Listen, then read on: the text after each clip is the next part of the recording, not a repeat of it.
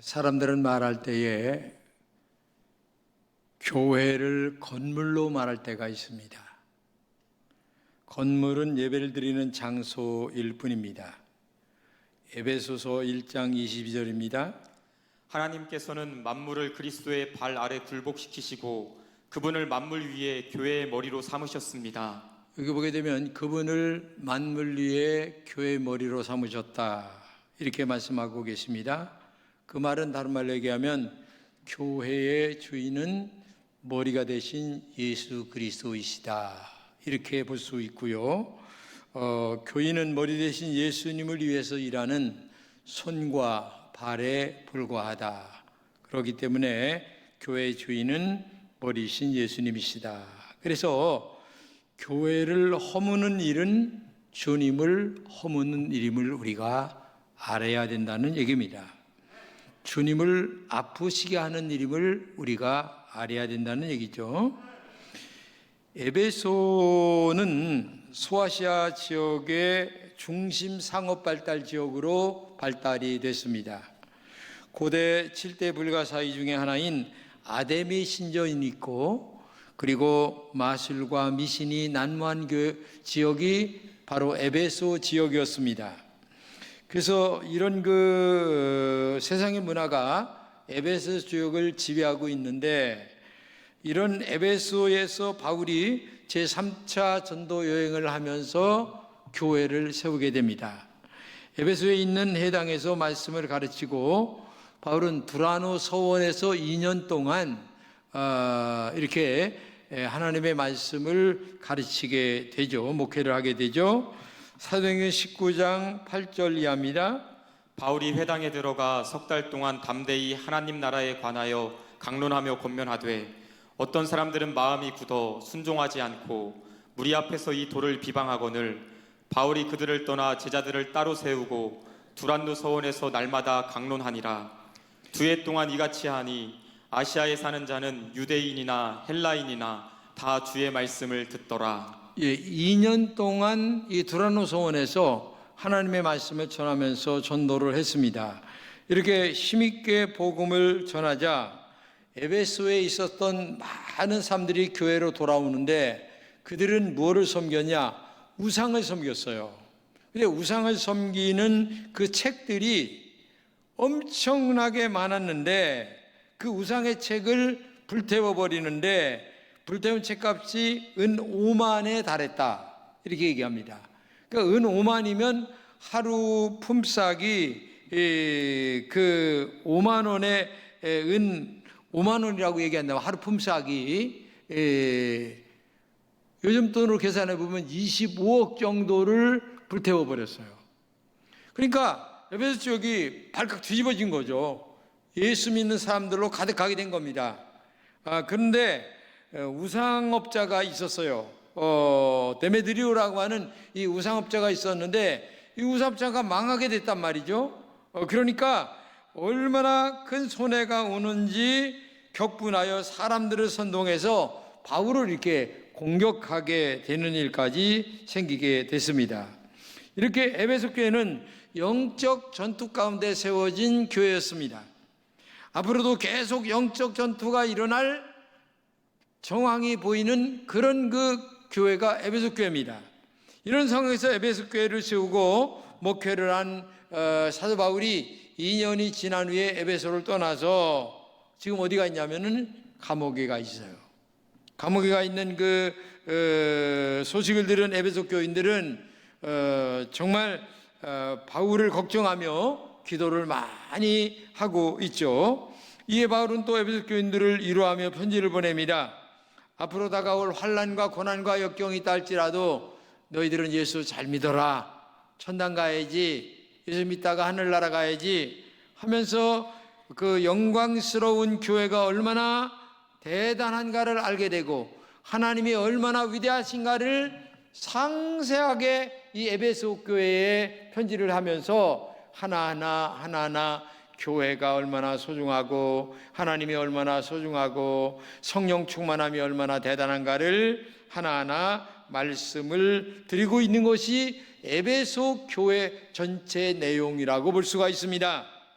그래서 이 사도 바울은 감옥에서 이 편지를 에베소 교회에 보내면서 본문 1절을 이렇게 얘기합니다.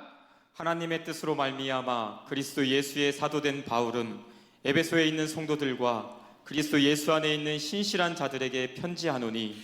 에베소에 있는 성도들에게 사도 바울은 두 가지 단어를 사용합니다. 하나는 뭐냐면은 성도라는 말을 씁니다. 성도. 그리고 또 하나는 신실한 자들이라고 하는 말을 씁니다. 이 교회는 두 가지의 용어를 쓰게 되는 거죠. 성도라는 용어, 우리를 가리켜서, 그 다음에 신실한 자들이다, 이렇게 얘기하고 있습니다. 그래서 우리는 지금 그 금천교회 성도들도 하나의 성도, 또 다른 말로 얘기하면 신실한 자들, 이렇게 쓰고 있다는 사실을 알아야 되겠어요. 우리는 본문에서 두 가지를 좀 배웠으면 좋겠는데, 첫째는 뭐냐면은 우리에게 성도라 부르고 있다는 사실을 알아야 되겠습니다. 교회는 여러 호칭들이 있습니다.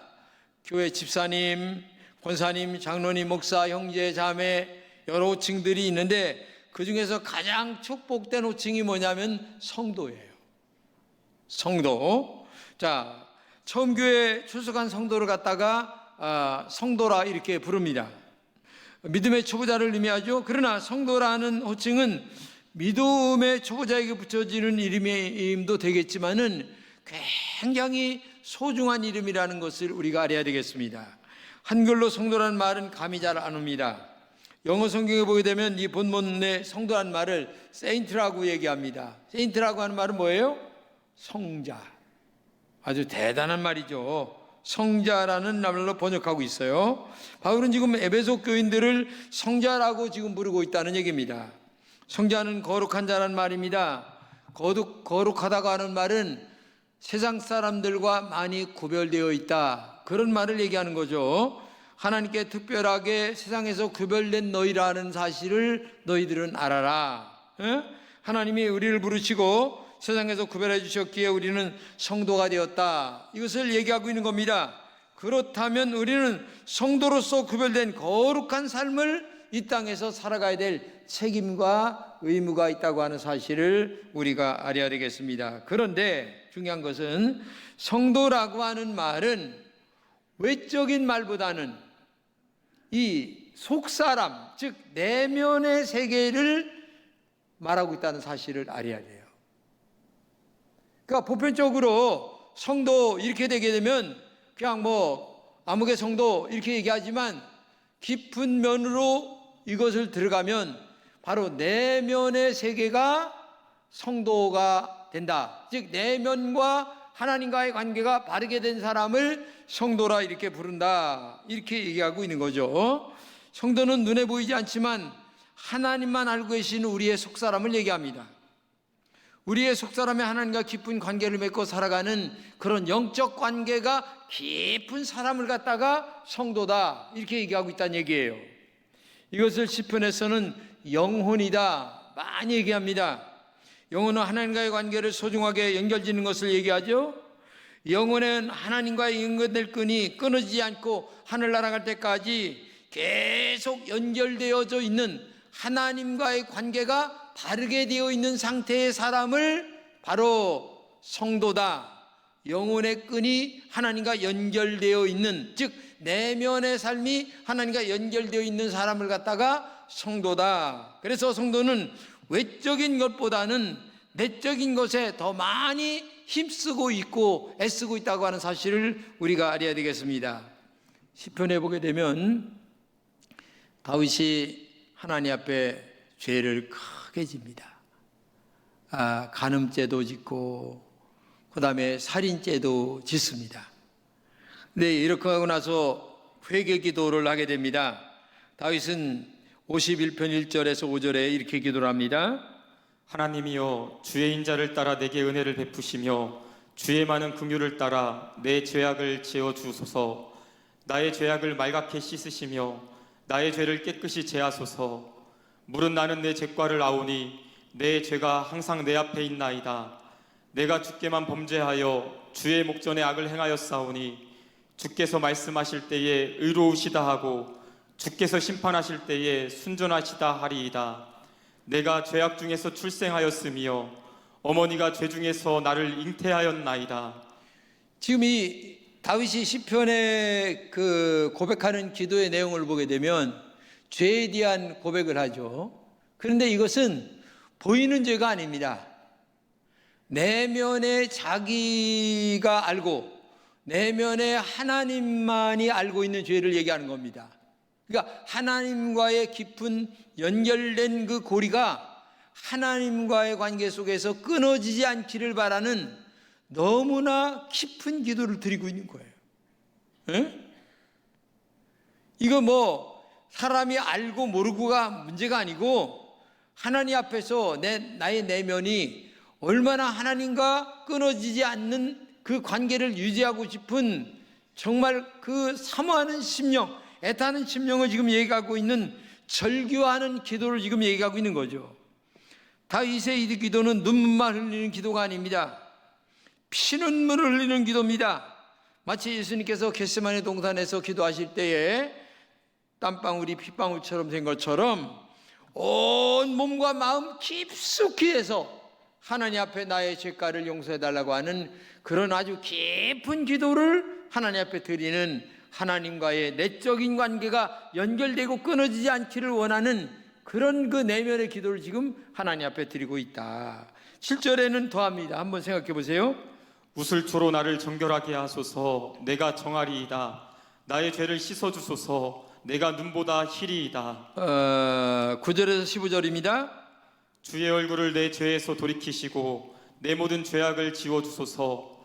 하나님이여, 내 속에 정한 마음을 창조하시고 내 안에 정직한 영을 새롭게 하소서. 나를 주 앞에서 쫓아내지 마시며 주의 성령을 내게서 거두지 마소서. 주의 구원의 즐거움을 내게 회복시켜 주시고 자원하는 심령을 주사 나를 붙드소서. 그리하면 내가 범죄자에게 주의 도를 가르치리니 죄인들이 주께 돌아오리이다. 하나님이여, 나의 구원의 하나님이여, 피 흘린 죄에서 나를 건지소서. 주여, 내 입술을 열어주소서. 내 입이 주를 찬송하여 전파하리이다.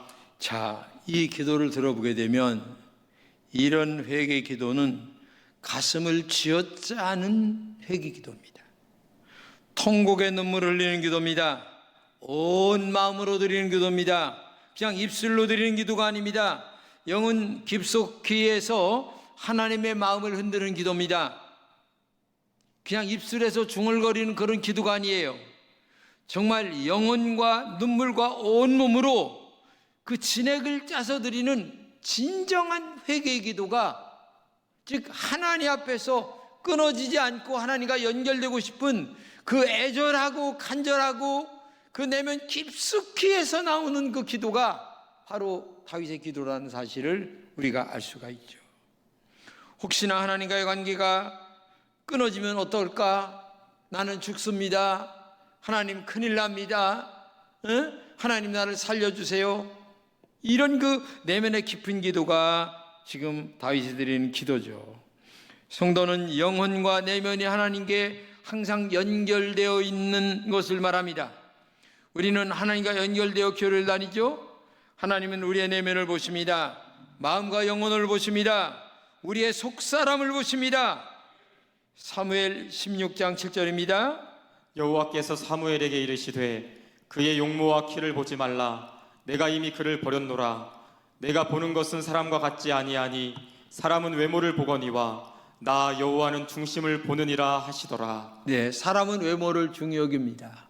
미모를 중요시 여깁니다. 돈 많이 버느냐, 잘났느냐 이런 거 많이 봅니다. 그래서 외적인 것에 많이 신경을 씁니다. 그러나 하나님은 전혀 외적인 것에 신경 쓰지 않습니다. 내면이 하나님과 지금 연결되어 하나님이 보실 때에 아름다우냐, 진실되냐, 정직하냐, 바르게 살아가냐 이런 것들을 훨씬 더 우리에게 보신다는 사실을 알아야 돼요. 마음과 영혼이 하늘 날아갈 때까지 하나님과 연결되어 끊어지지 않는 여러분이 되시기를 진심으로 축복합니다. 하나님이 여러분 자신을 보실 때에 야, 너는 어쩌면 마음이 그렇게 예쁘냐? 생각하는 것마다 내 마음에 꼭 든다. 야, 너는 정말 다른 사람들하고 다르다. 어쩌면 그렇게 진실하냐? 나를 사랑하는 마음이 너무너무 아름답다.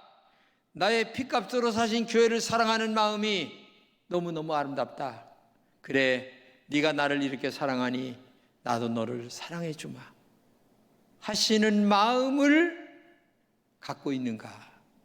한 번쯤 여러분 자신들의 내면의 생각을 한 번쯤 생각해 보시면 어떨까 하는 생각을 가져봅니다.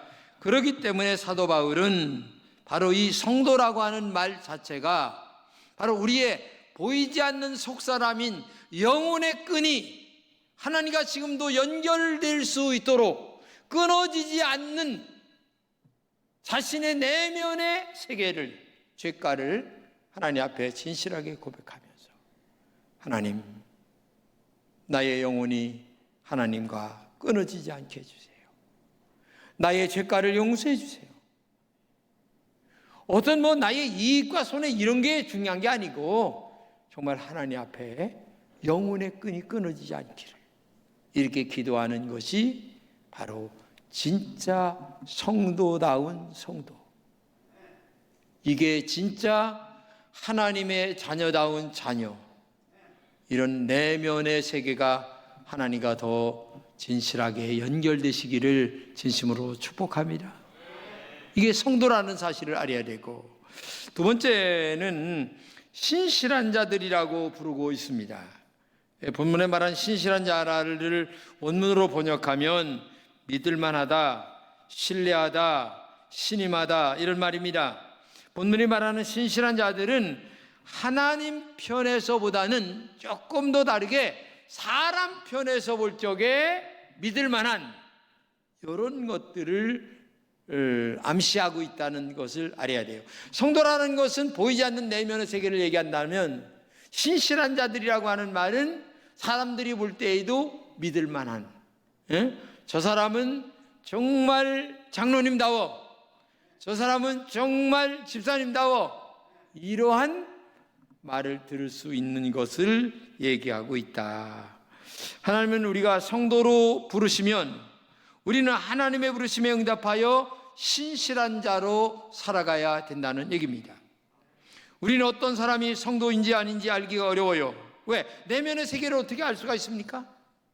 그런데 그 내면의 세계가 밖으로 나타나는 것이 하나가 있는데 신실한 것이 나타나는 거예요. 말이 신실하고 삶이 신실하고 행동이 신실하고 하는 것이 신실해. 저 사람이 말은 메주로 팥으로 메주를 쓴다 하더라도 믿을 만해. 그렇기 때문에 저 사람의 말은 100% 믿을 수 있어. 그렇기 때문에 성도인지 아닌지를 짐작할 수 있는 방법은 그 사람이 이 땅에서 신실하게 살아가는 사람이라면 그 사람은 내면도 하나님과 연결된 성도다. 이 성도는 바로 또한 이 땅에서 신실하게 살아가는 자다. 이게 상호작용으로 연결되어 있는 그런 의미를 지금 사도 바울은 에베소 교인들에게 너 성도여야지, 그것은 바로 또 외적으로는 신실한 자야, 이것을 우리에게 지금 얘기해 주고 있는 것입니다. 제가 지난 9일자 조선일보를 보다가 너무나 중요한 기사라 이렇게 캡처를 했어요. 다는 못하고 너무 다중해요, 기사가. 유대인의 자녀 교육에 대해서 얘기를 했는데, 유대인들은 자녀들이 그 유치원을 보낼 때 항상 하는 말이 다른 사람을 험담하지 말아라. 아이들에게 늘 가르치는 말이 그거예요. 다른 사람을 험담하지 마라. 응? 인간은 입은 하나입니다. 귀는 둘이. 왜 그렇게 하나님이 만들어 놓은 줄 아냐? 말하는 것보다 듣는 것을 배로 하라고 하나님이 그렇게 만드신 것이다. 친구들지간에 말할 때에 절대 끊지 말고 말을 늘 듣는 연습을 많이 해라. 그게 바로 친구를 위한 길이고 그 다음에 너의 인격이 자라는 것이다. 이렇게 얘기를 늘 가르친다고 합니다. 그리고 남을 헐뜯는 험담은 살인보다도 위험하다. 살인은 한 사람밖에 죽이지 않으나 험담은 반드시 세 사람을 죽인다. 험담을 퍼뜨리는 자신을 죽이고 그것을 말리지 않고 듣고 있는 사람을 죽이고 험담의 대상이 된 사람을 죽이는 경우가 되기 때문이다. 이렇게 늘 가르친다는 것입니다. 너무나 맞는 말이죠. 정말 다른 사람을 험담하지 말아야 됩니다. 아주 이것은 명심하고 또 명심하고 자녀들에게도 우리가 이런 가르침을 가르쳐서 우리의 자녀들이 다른 사람의 험담을 하지 말도록 해야 되는데 여러분들은 어떻게 살고 계십니까? 정말 우리가 이 정말 글을 보면서 이 말 말고 너무나 좋은 말들이 많이 있어요. 근데 정말 좋은 말이다 하는 생각이 들어서 오늘 이 말을 여러분들에게 말씀드리지만은 정말 우리가 험담하는 말은 하지 말아야 된다. 한국 요리 창업자인 최태섭 장로 이야기인데 6.25가 터졌습니다. 당시 피난을 가야 했는데 은행에서 대출받은 돈을 갚고 가야 되기 때문에 그 6.25 전쟁 때에도 은행을 달려갔어요. 그러니까 은행에 있는 아가씨가 아이고 지금 전쟁터라 은행 그 빚 갚을 여절이 받을 여절이 없어요. 그러니까 지금 안 돼요. 도저히 나중에 다시 갚으세요. 그러니까 나 지금 갚고서 나도 지금 피난 가야 돼. 빨리 이거 받아. 그러니까 안 받는 거예요. 그러니까 이분이 그러면 계산 안 되니까 빨리 내가 돈을 줄 테니까 영수증이라도 써달라. 그래서 돈을 주고 영수증을 받았어요. 그 장로님은 제주도로 피난을 갔습니다. 군부대의 식료품 납품을 일을 했습니다. 사단장이 그의 정직성을 보고 주문 물량을 자꾸 늘려서 부득이하게 배 한 척이 필요했습니다. 그런데 돈이 없어서 부산에 은행으로 가가지고 대출을 요청을 해야 되는데 담보가 없으니까 대출이 안 해주는 거예요. 또 전쟁통이라 돈도 못 빌려주겠다고 얘기합니다. 그래서 포기하고 나오다가 혹시 자신이 피난 올 때에 갚은 대출금이 잘 처리되었는지 어떻게 됐는지 한번 확인차 얘기를 요청을 했습니다. 그러자 은행 직원이 깜짝 놀라면서 당신이 바로 그분이군요. 선생님은 은행가에서 전설 같은 인물이 됐습니다. 은행장님을 만나게 해드릴게요 말을 합니다. 그래서 최수부 장로님은 은행장을 만나서 무담보로 돈을 빌려서 사업에 성공을 거두게 되었어요. 사람들은 피난 가게 되면 돈을 안 갚아서 참 좋다라고 하면서 가는데 이 양반은 피난 가면서도 돈을 갚고 간 사람이 되었어요. 응? 이렇게 해서 하나님이 내면을 성도로 구별하고 밖으로는 신실한 사람으로 소문나게 하셔서 아니 전쟁 중에 돈을 갚는 사람이 있어. 그 사람이 최태섭이래. 이게 은행가에서 은행도 그때는 뭐 없는 때니까 대번에 소문이 그냥 쫙 전국으로 퍼져 있는데 마침 그때 제주도에서 사업을 하다가 이렇게 큰 돈을 벌게 됐다고 하는 역사적인 인물이 됐다는 얘기입니다.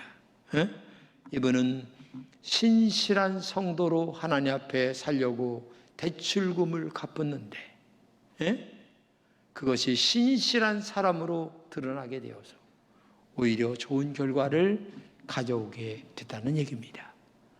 이게 바로 성도요, 그 다음에 신실한 하나님의 종인 줄로 믿습니다. 교회는 우리 내면을 하나님이 인정하는 성도와 사람들이 인정하는 신실한 자들이 모이는 곳입니다. 교회를 사랑한다면 하나님의 뜻만이 나를 통하여 나타나야 됩니다. 그런데 우리는 하나님의 뜻은 없고 나의 욕망만 있을 때가 많이 있습니다. 우리 금천의 모든 성도들은 성도와 신실한 자들이 모이는 교회가 되어야 될 줄로 믿습니다.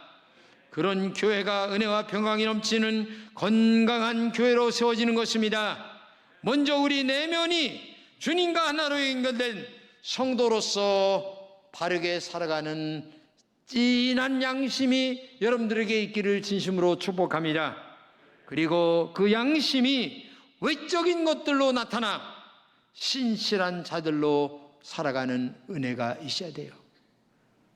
그러나 이렇게 살기는 너무나 힘든 세상입니다. 그렇죠? 요즘에 등치는 사람들이 얼마나 많이 있습니까? 그러나 하나님은 아십니다. 하나님은 다 모든 것을 아세요. 때가 되면 갚아주시는 줄로 믿습니다. 그런 줄 아시고 오늘도 성도와 신실한 자가 되어서 이 땅을 살아가는 우리 금천의 공동체가 되시기를 진심으로 축복합니다.